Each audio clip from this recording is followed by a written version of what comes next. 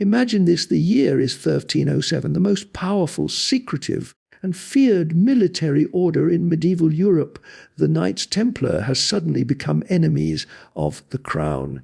At dawn across France, their castles are stormed, their leaders arrested, and their treasures seized.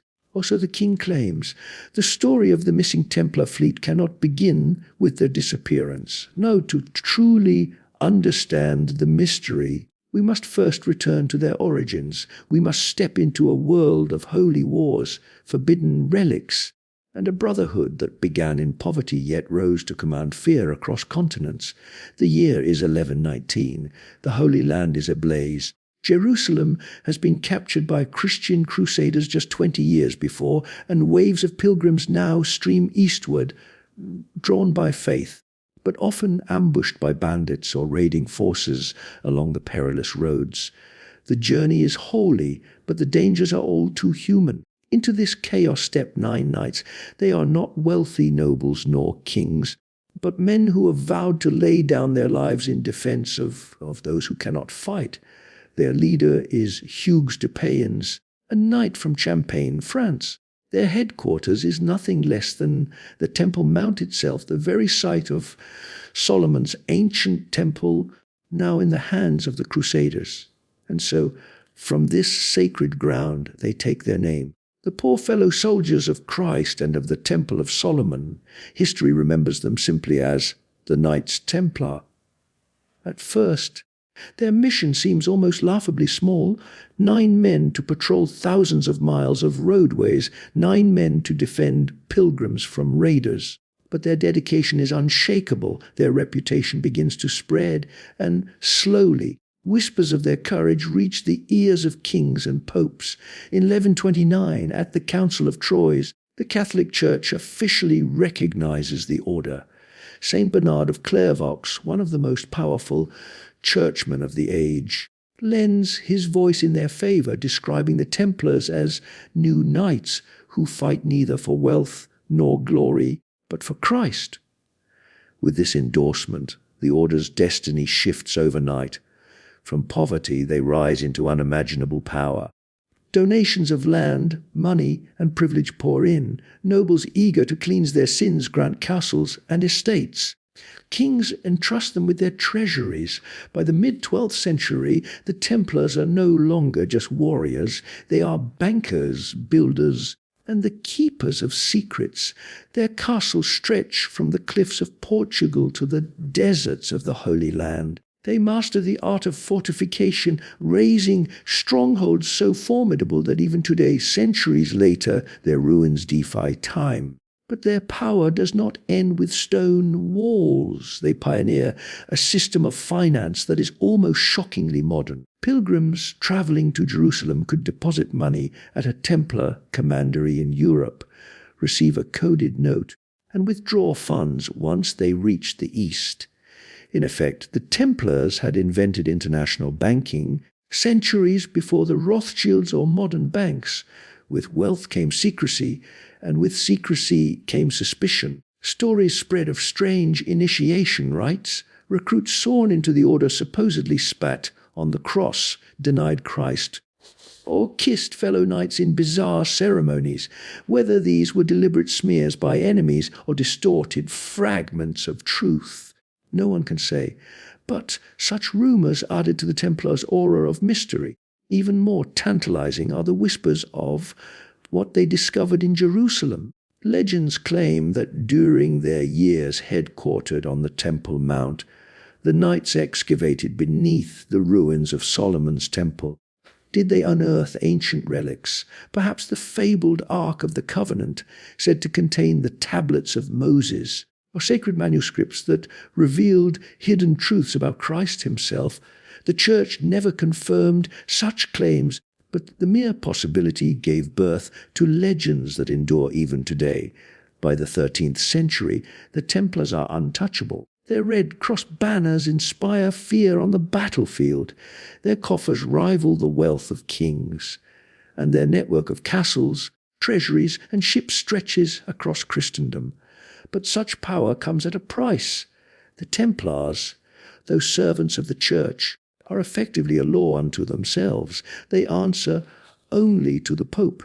No king can command them, no bishop can punish them. This independence, once their strength, now paints a target on their backs. And there is one man in particular who watches them with envy and hatred. Philip IV, King of France. Philip is ambitious, ruthless, and perpetually in debt. Wars and lavish spending have drained his treasury, and who holds much of that debt? The Knights Templar. To Philip they are not holy warriors, but creditors. Worse still, their vast wealth and shadowy influence threaten his crown. He begins to plot, to imagine a France where the Templars no longer exist, and their riches flow into his hands. Yet for all his scheming, Philip could not move against them openly, not yet. The Templars' reputation as defenders of the faith, as holy warriors of Christendom, shields them from attack. To destroy them, he would need something more than greed. He would need an accusation. And so, in the early years of the 14th century, the stage is set. The Templars, once poor knights begging for alms, now command fleets, castles, and fortunes. They are trusted by kings, feared by enemies, and cloaked in mysteries that even the Church does not fully comprehend. But power breeds enemies, and in Philip of France, the Templars face the most dangerous enemy of all, not a sultan, not an army, but a king who wields deception as his sword. The year is 1306. The last Templar Grand Master, Jacques de Molay, walks the streets of Paris, unaware that his order's enemies are circling. Their fleet rests at the port of La Rochelle, ready for new campaigns. Their coffers are filled. Their knights remain loyal. Outwardly, the Templars are strong, but beneath the surface, their foundations are already crumbling. The Holy Land is lost, their original mission eroded. Kings resent their wealth, bishops resent their independence, and the common people whisper of secrets best left hidden. And soon, on a single October dawn, all of it will come crashing down. But that is a story for the next chapter. For now, remember this, that Templars' rise was as rapid as it was dramatic. 9 poor knights in Jerusalem became the masters of Europe's wealth and guardians of mysteries whispered across centuries. And their power, their treasure, their secrets would not simply vanish when the king's soldiers came, because somewhere in the harbours of La Rochelle their ships were waiting, and those ships would slip into legend. The Templars had faced many enemies in battle, Saracen armies, rival Crusader factions, even the hostility of jealous kings. But nothing could prepare them for the betrayal that came not from a sword on the battlefield, but from the throne of France itself. The man behind it all was King Philip IV, known as Philip the Fair. Do not be fooled by the name. He was not fair in justice, nor in kindness, but in appearance, tall, handsome, regal. Behind those royal features, however, burned a calculating, ruthless ambition. By 1306, Philip was drowning in debt. His wars against England and Flanders had drained his coffers. His extravagant lifestyle bled the treasury dry. Time and again he turned to the Templars for loans. The order, wealthy, disciplined, and trusted across Europe, had become his bankers. But Philip hated being in their debt. To him, the Templars' independence was intolerable. They answered to no king, no crown, only the Pope. Their wealth outshone his own. Their castles dotted his lands like defiant fortresses. And worst of all, they kept their secrets close. What treasures did they guard? What rituals did they hide behind closed doors? For Philip, suspicion and envy grew hand in hand. The opportunity came in whispers. Rumours had long circled the order's strange initiation rites, denials of Christ, worship of mysterious idols, accusations too scandalous to ignore. Most were wild fabrications, the invention of enemies and gossips. But to Philip they were perfect weapons. If he could brand the Templars as heretics, if he could prove that their order was not holy but blasphemous, then their wealth would be his to claim. And so he began to plot. weaving together a trap that would snap shut in a single night. The year was 1307. Philip sought the Pope's approval for an investigation, but even without it, he was determined. The order must be destroyed. The day chosen for the Great Purge was Friday, October 13th. The dawn that morning broke cold and grey over France. In towns and villages, in castles and commanderies, the Templars awoke to a day like any other. They prayed, they drilled, they prepared for their duties. None knew the storm that was about to fall upon them. At Philip's command, royal soldiers fanned out across the kingdom. Their orders were absolute: arrest every Templar, seize every stronghold, confiscate every treasure. The knights, so long feared in battle, were caught completely unprepared. In Paris, the Grand Master Jacques de Molay himself was seized. He had trusted Philip, even serving as a pallbearer at the king's sister-in-law's funeral days earlier. That trust was shattered in chains. One by one, the brothers of the order were dragged from their homes, their commanderies, their chapels. The charges levelled against them were shocking heresy, idolatry, sodomy, corruption, devil worship. They were accused of spitting upon the cross, of denying Christ, of kissing one another in obscene rituals. None of it could be proven, but under torture confessions flowed. Men screamed, bones broke, and the once proud order was forced to choke on the lies crafted by the crown. It was the death blow to the Templars' reputation. Once hailed as warriors of God, they were now branded as enemies of the faith.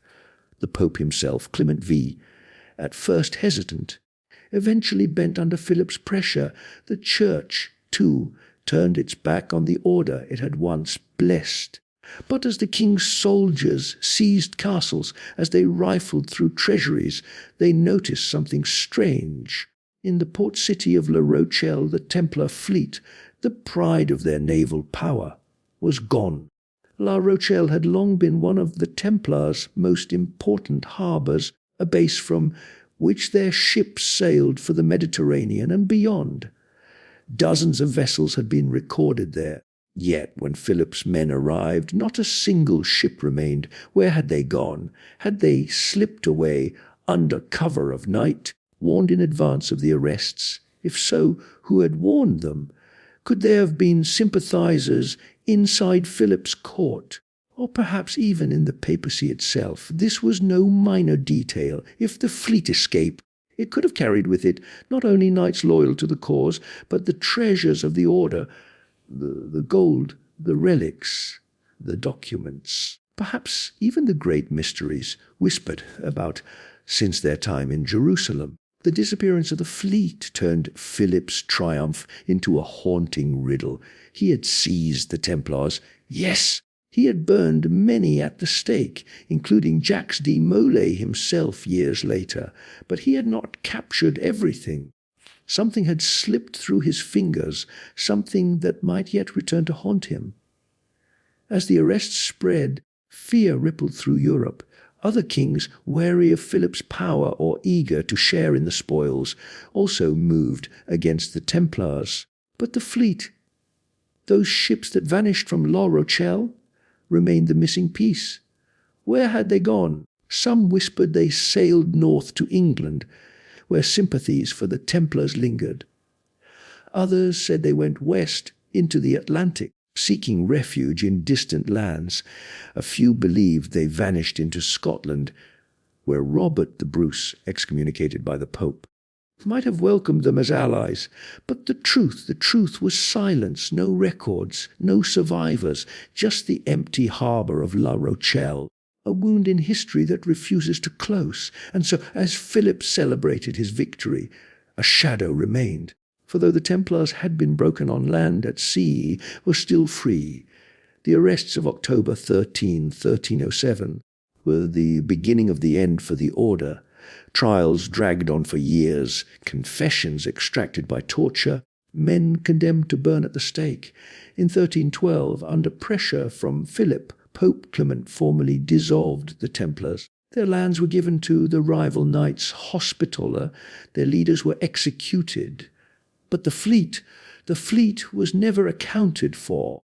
And that single fact has fueled centuries of speculation, conspiracy, and legend, because if the ships carried gold relics or secret knowledge, then perhaps the greatest part of the Templars' legacy was never lost at all.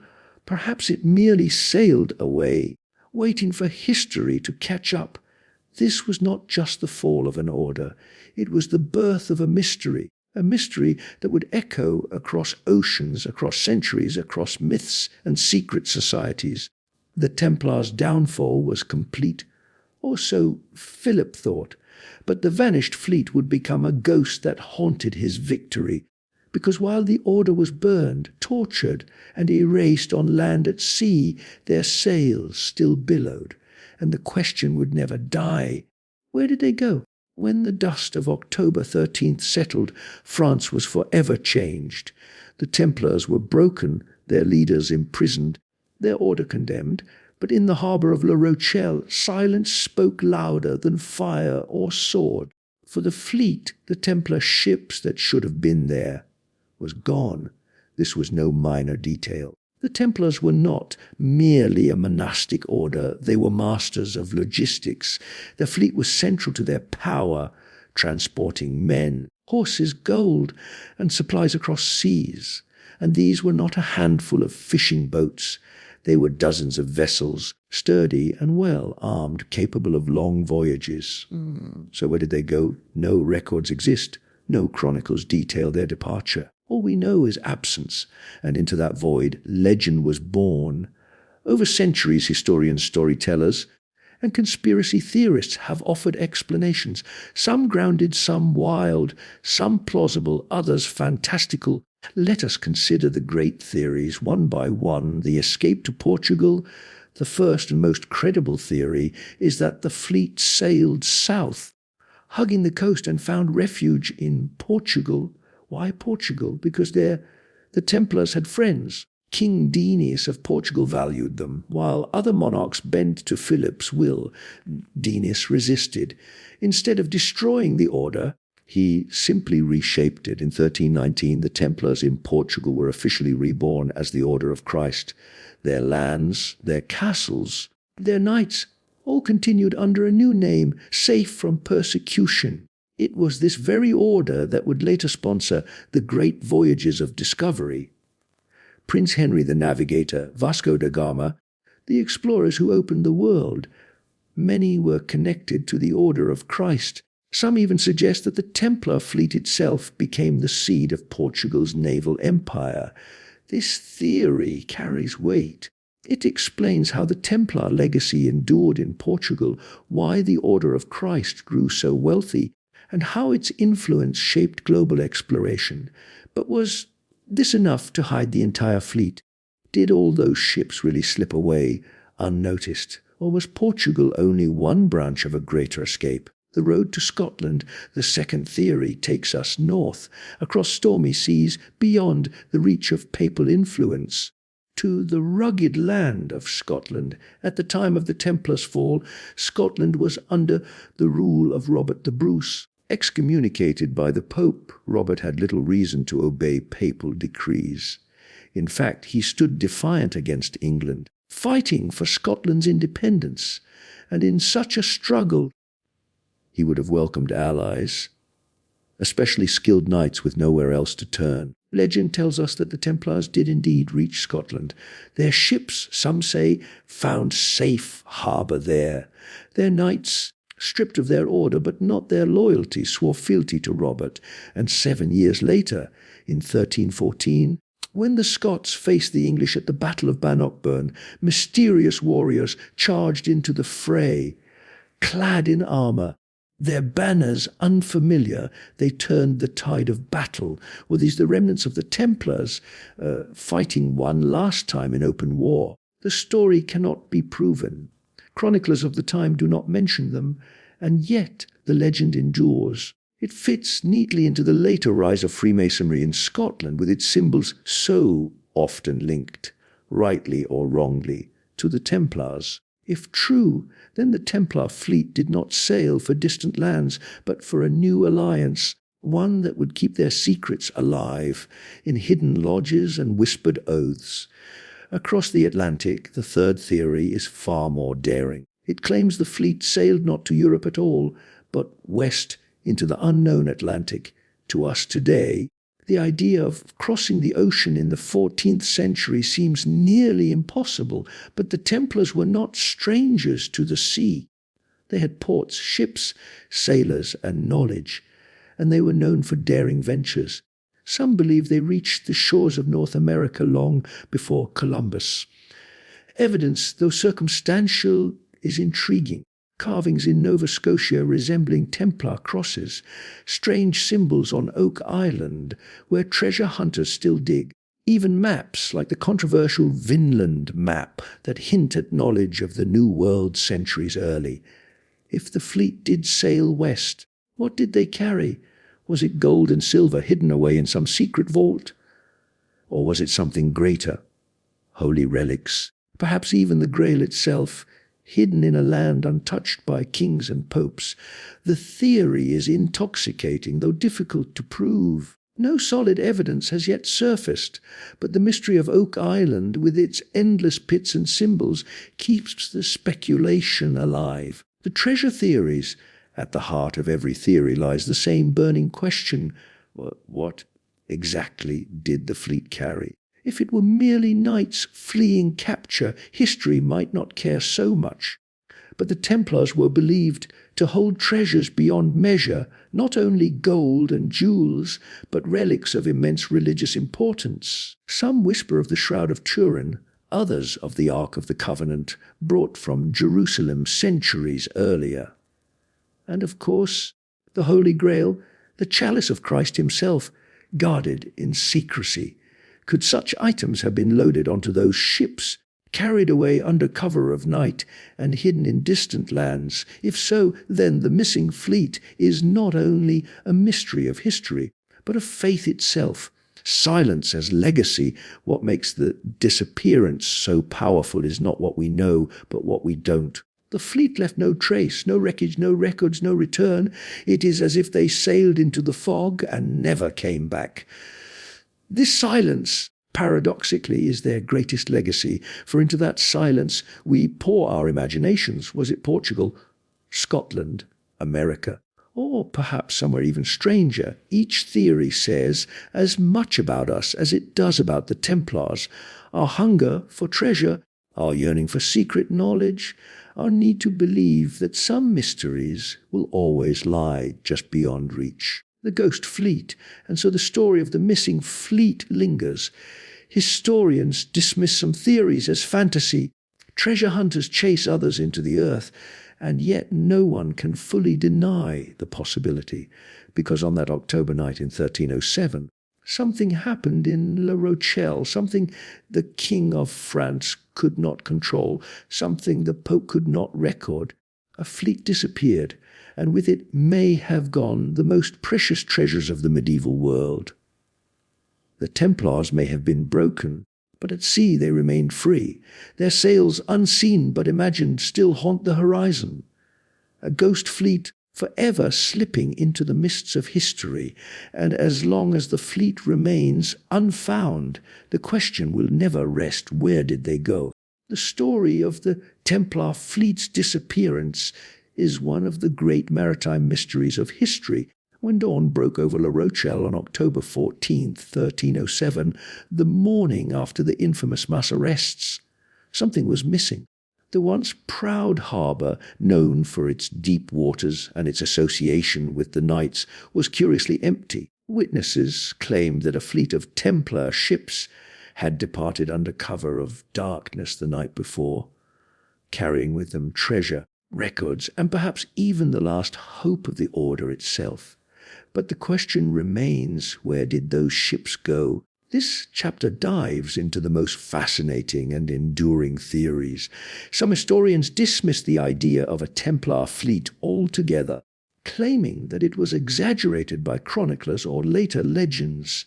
But such dismissals only add to the mystery, because too many accounts point to something disappearing from La Rochelle that night. Theories range from pragmatic explanations to wild, almost mythical stories of secret colonies, lost treasures, and hidden brotherhoods that still survive to this day.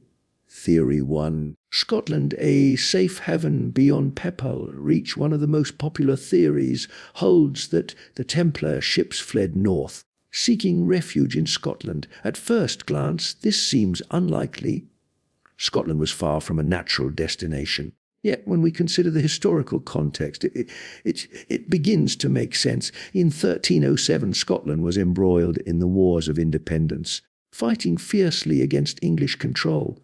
The Scottish king, Robert the Bruce, had been excommunicated by the Pope after murdering his rival John Comyn inside a church. This left Scotland outside papal law, a perfect sanctuary for exiled Templars. Some legends claim that Templar ships landed on the rugged Scottish coast and offered their services to Robert the Bruce. According to these stories, their military expertise proved decisive in the famous Battle of Bannockburn in 1314. Accounts describe mysterious Knights in white mantles riding into the fray, turning the tide of battle in Bruce's favour. While historians debate the accuracy of these tales, the symbolism is powerful. The Templars, betrayed in France, resurrecting their cause in Scotland, lending their strength to another outlawed king. But this theory raises a critical question. If the Templars really fled to Scotland, where did they go afterward? Some argue that their traditions, rituals, and symbols were absorbed into later Scottish chivalric orders, and perhaps even into the roots of Freemasonry centuries later. It is a tempting possibility, though evidence remains circumstantial. Theory 2. Portugal, a kingdom of old allies. Another compelling theory suggests that the Templar fleet sailed westward and south, heading toward Portugal. The Portuguese crown had long been close to the order. For decades, the Templars had defended the Iberian Peninsula during the Reconquista, fighting against Moorish armies. By the early 14th century, they had established castles, fortresses, and influence throughout the region. Crucially, the Portuguese king, Dinis I, refused to fully enforce the papal decree against the order. Instead of persecuting them, he simply rebranded the knights. In 1319, Dinis created the Order of Christ, transferring Templar lands and holdings into this new organization. Many scholars argue that this was simply the Templars by another name, a legal disguise that allowed them to continue their work. If the fleet had indeed sailed to Portugal, it would have found a warm welcome. Some even suggest that remnants of Templar fleet eventually became part of Portugal's powerful maritime tradition. Is it a coincidence, they ask, that Portugal later launched the age of exploration, sending ships across uncharted seas? The Order of Christ would go on to sponsor Prince Henry the Navigator, and their distinctive red cross appeared on the sails of explorers like Vasco da Gama and Pedro Ilvaez Cabral. Could this have been the Templars' true legacy, an empire not in Europe but across the oceans? Theory 3. The Americas centuries ahead of Columbus. Perhaps the most tantalizing theory of all is that the Templars crossed the Atlantic long before Columbus. Some versions claim that the fleet set sail westward from La Rochelle and reached the shores of the New World. On maps drawn centuries later, strange symbols and unexplained coastlines hint at knowledge predating Columbus' 1492 voyage. One piece of evidence often cited is the mysterious Newport Tower in Rhode Island. Built from stone and resembling Templar architecture, it has fueled speculation that the Knights reached North America and established a foothold there. Supporters of this theory argue that the tower's design, including its arches and construction style, bears a striking resemblance to medieval Templar churches. Skeptics, of course, argue it was a simple colonial windmill built centuries later. Still, the coincidence is hard to ignore.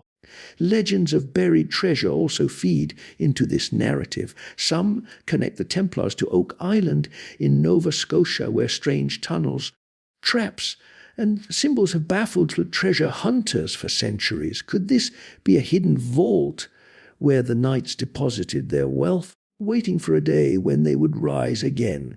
It remains one of the great unanswered mysteries. Theory 4. Switzerland into the mountains. A less dramatic but equally interesting theory holds that the fleet made its way inland, docking at safe harbours before moving treasures into Switzerland. At the time, the Swiss cantons were just beginning to assert their independence from the Habsburgs. The Templars already held lands and influence in the region, and the rugged mountain valleys would have provided a natural fortress, safe from inquisitors and kings. Switzerland would later become famous for its banking, secrecy, and neutrality. Some have speculated that this tradition may trace back to the Templars, who were among the first to invent a kind of medieval banking system. Did their wealth and methods simply migrate into the Swiss valleys, preserved by local allies? Again, no definitive proof exists, but the theory fits neatly with what we know of both Templar logistics and Swiss history. Theory 5, nowhere, a fleet that never was. Of course, the simplest explanation is that the so-called Templar Fleet never existed, at least not in the dramatic form described by legend. Some records indicate that only a few Templar ships were stationed at La Rochelle, and that many had already been lost to storms or war. If this is true, and then the idea of a grand armada slipping away into the night may be more myth than reality, a tale invented to explain the sudden disappearance of the Templars' immense wealth. See, yet here lies the puzzle. If the fleet never sailed, then what happened to the treasure, the documents, and the records of the order? Pope Clement and King Philip certainly never recovered the full Templar fortune. Even after seizing their lands, inventories show vast sums unaccounted for. So if there was no fleet, how do we explain the missing riches? The silence of history speaks volumes. In the end, the theories surrounding the Templar fleet's disappearance form a tapestry of intrigue, half-truths and whispered legends. Scotland, Portugal, America, Switzerland, or perhaps nowhere at all. Each possibility reveals more about how the Templars captured the imagination of generations. What is certain, however, is that the mystery has never been solved, and that unsolved mystery is perhaps the most powerful legacy of all, because the Templars were not just warriors and bankers, they were myth-makers, symbols of hidden power, and keepers of secrets that the world still strains to uncover. The disappearance of their fleet is more than a logistical question of ships and harbours. It is a metaphor for everything they represented: the knowledge lost to time, treasures hidden beyond reach, and mysteries sailing silently into the unknown. That was only the beginning, for the real question remains: what if the fleet's disappearance was not an ending, but a new beginning? The disappearance of the Templar fleet was not the end of the story. In fact, one could argue it was only the beginning. For centuries, historians, treasure hunters, and secret societies have been haunted by the same unanswered question: what truly became of the Knights Templar after 1307? And perhaps more importantly, what did they leave behind? Their sudden vanishing created a vacuum into which myths, legends, and conspiracies quickly flowed. It is here, in the shadows between fact and fiction, that the Templars' true legacy took root. The birth of a myth every powerful order needs an ending worthy of its stature. For the Templars, the brutal arrests and executions orchestrated by King Philip IV might have seemed final. Yet history has a way of reshaping tragedy into legend. The mystery of the missing fleet, the whispers of hidden treasure, and the rumours of surviving knights created fertile ground for myth-making. Even as the official records declared the order dissolved, stories circulated that they had gone underground. Their banners may have disappeared from castles and battlefields, but their memory refused to die. Instead, it grew larger, more enigmatic. until the Templars were no longer just a medieval order of warrior monks. They were symbols of eternal mystery. The treasure that never appeared. At the heart of the legacy lies the question of treasure. For an order that had once controlled vast lands, castles, and even entire banking networks, surprisingly little gold or silver was ever recovered by Philip's agents. So where did it go? Was it hidden away in caves, buried in secret vaults, or carried aboard those elusive ships? The lack of answers created one of the most enduring treasure myths in history. Every generation has produced treasure hunters who swore they were on the brink of discovering the Templar hoard. Some point to Switzerland with its early banking traditions, others to Portugal, where the Order of Christ flourished. And then there are the wilder claims that the treasure crossed the Atlantic and now lies beneath Oak Island's infamous money pit, waiting for someone daring enough to unearth it. The irony is this: even if no gold exists, the idea of the Templar treasure has become more valuable than any chest of coins. It has kept their name alive for centuries, inspiring books, films, and countless theories. The Freemasonry connection, perhaps the most fascinating legacy of the Templars, lies in their alleged connection to Freemasonry. The Freemasons, a secretive fraternity that rose to prominence in the 17th and 18th centuries, claimed to inherit many of the Templars' traditions, symbols, and rituals. Indeed, the Masonic legend tells of surviving Templars who blended into stonemason guilds, passing on their esoteric knowledge. Over time, these guilds transformed into the Freemasonry we know today, carrying with them echoes of the order. The Red Cross, the double-headed eagle, the temple symbolism, all became part of the Masonic fabric. Whether or not this link is historically accurate, the association gave Freemasonry an aura of ancient mystery while keeping the Templar name alive in a new form. And here lies the paradox: the Templars, dissolved by force in 1312, may have achieved immortality not through survival, but through myth and reinvention. Their supposed connection to Freemasonry ensured that even centuries later, their influence was still felt in politics, culture, and secret brotherhoods. The Templars in popular imagination by the modern era. The Knights Templar had become more than a historical curiosity. They became cultural icons, representing the archetype of secret guardians, lost treasures, and hidden truths. Writers like Sir Walter Scott romanticized them in novels. Treasure hunters invoked their name to justify expeditions. Secret societies claimed descent from their lineage.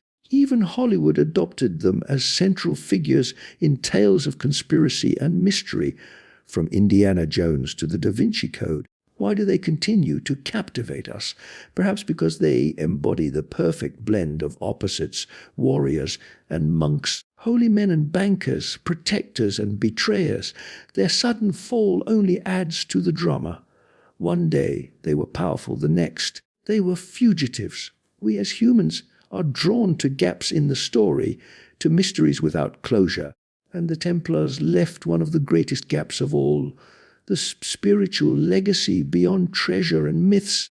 The Templars also left behind a spiritual legacy. They were, after all, a religious order sworn to defend pilgrims and the Holy Land. Their combination of faith and warfare influenced later chivalric traditions and even the concept of holy warriors. But perhaps their greatest spiritual legacy lies in the idea that knowledge hidden, sacred, and guarded is worth protecting at any cost. Whether this knowledge was theological secrets, esoteric wisdom, or simply the methods of early banking, the Templars became forever linked with the notion of forbidden truths. It is this idea that they knew something the rest of the world was not meant to know that elevates their story beyond mere history, a legacy without end. So where does this leave us? The Templar fleet vanished. Their treasure was never found. Their order was dissolved. Yet their story remains stronger than ever. Every few years, a new claim emerges, a hidden vault discovered, a mysterious map uncovered, a forgotten manuscript hinting at their survival. Each claim renews the mystery, ensuring that the Templars remain in the cultural spotlight. And perhaps that is their true treasure, not gold, not ships, not castles, but the ability to endure, to live on in imagination, in legend, and in mystery. The Templars remind us that sometimes the most powerful stories are those without endings. By vanishing into the fog of history, they ensured their immortality. The final question, as we reach the end of our journey, we are left with one final haunting question. Was the disappearance of the Templar fleet a tragedy of history, or was it a carefully planned escape? Did the knights scatter into the shadows, laying the foundation for future brotherhoods and hidden empires? Or did they simply vanish, their treasures lost, their ships swallowed by the sea? Perhaps we will never know. And perhaps that is exactly how the Templars intended it, because every mystery needs a silence at its core, a silence that invites imagination, speculation, and endless searching. The missing fleet remains one of history's greatest enigmas, a ghost story, told not with whispers in the night, but with the crash of waves and the creak of sails disappearing into the horizon. Even now, centuries later, we still stand at the shore, watching the fleet vanish into the mist, asking the same question: where did they go?